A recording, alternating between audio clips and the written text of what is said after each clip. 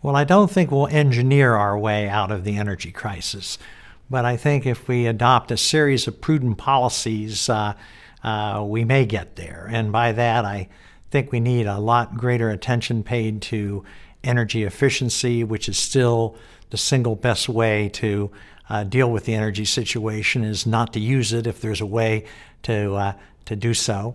And I'm not talking about, sitting in the dark. I'm talking about simply better technology that gives you the same bang for the buck.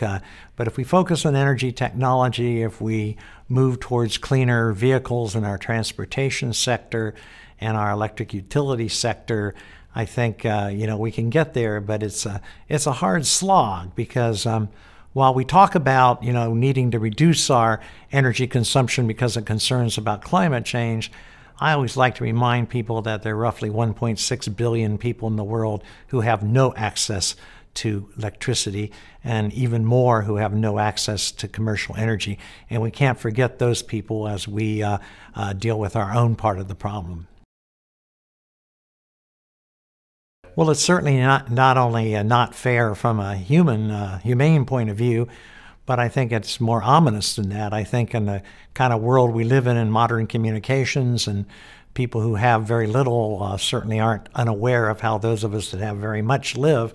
And I think at some point we're going to start seeing increased political violence and potential increased risks of terrorism, rather than just have people wallow in their misery and kind of die unnoticed by the rest of us.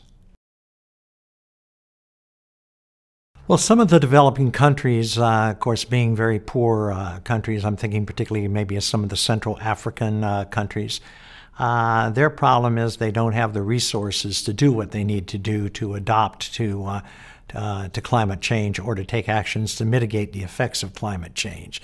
Many of these countries are suffering from deforestation or growing incursions by the desert, what we call desertification, and increasingly many parts of their countries are uninhabitable. We're beginning to see climate refugees move across international frontiers in response to these changes.